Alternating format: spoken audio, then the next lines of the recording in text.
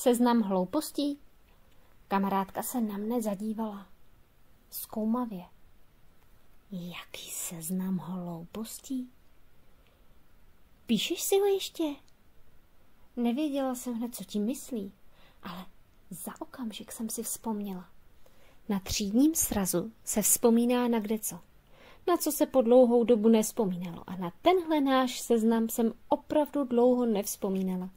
Kamarádka, která se mne ptala, sedala vedle mne po několik let ve stejné lavici a byla to moje skvělá kamarádka, se kterou jsem se nasmála jako s málokým. Je velké štěstí, když člověk nalezne ty, se kterými se může smát stejným věcem.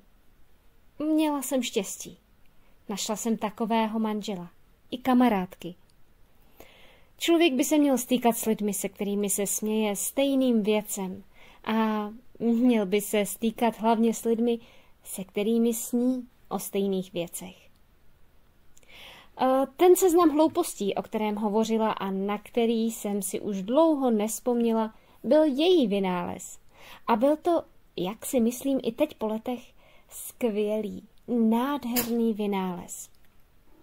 Jednou něco vyvedla, nevím už co, ale něco, co jí tehdy mrzelo. Moc jí to mrzelo.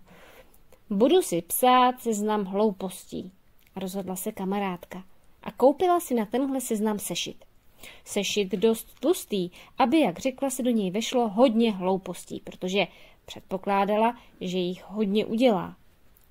Vždycky, když udělám něco, co bych dělat neměla, tak si to do tohohle sešitu zapíšu, abych na to nezapomněla. A připíšu si, co jsem měla místo toho udělat, abych nebyla káča.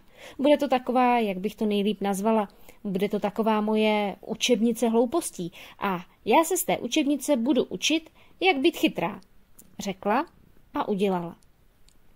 Její seznam hloupostí se plnil a já jsem si také takový sešit koupila a zapisovala jsem si do něj svoje hloupůstky. Moc velké hlouposti jsme nedělali. Tehdy, v dětství. Ale i ty hloupůstky, co jsme zapisovali, nás dost mrzely. Co nadělá v životě člověk hloupostí? A jak rychle na ně zapomene, uvědomovala jsem si.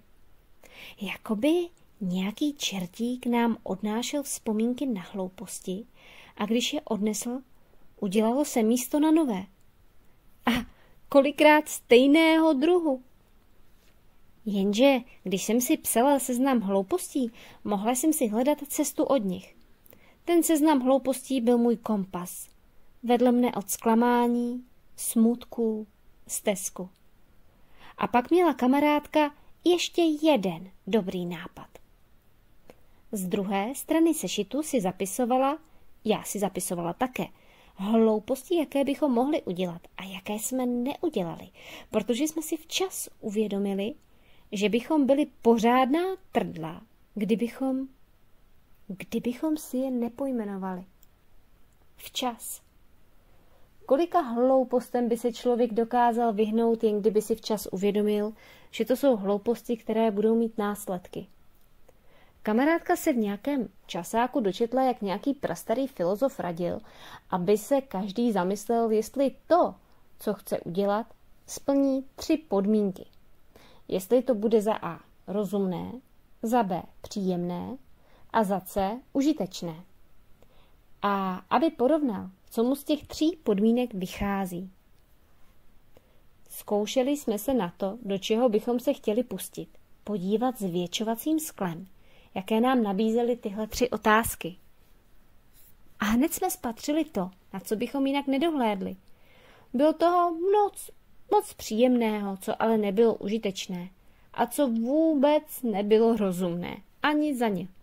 A tak jsme si svoje seznamy hloupostí psali a radili se, jestli je něco natolik příjemné, že nám to za to stojí, i když to není užitečné. Na třídním srazu 5 let po odchodu ze školy mi kamarádka naše seznamy připomněla a řekla, že si ho píše dál. Má už popsaných 5 sešitů.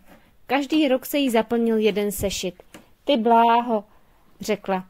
Když si v těch sešitech listuju, tak vidím, jaká bych byla idiotka, kdybych včas nepochopila, do jakých malérů se mohla hupsnout. a vyprávěla. Musela jsem uznat, že seznam hloupostí ji zachránil před řadou potíží a navíc před 2 katastrofama. Už je od našeho třídního srazu přes půl roku a už jsem tím seznamem zaplnila hezkých pár stránek.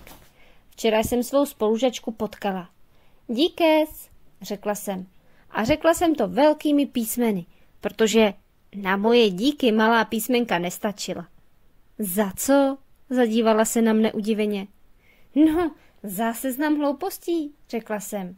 A obě jsme se rozesmáli, jako když jsme byli malé holky. Až budu mít děti, poradím jim, aby si takové seznamy psali. Pokud budu mít dceru, která bude po mně, rozhodně se jí hodí.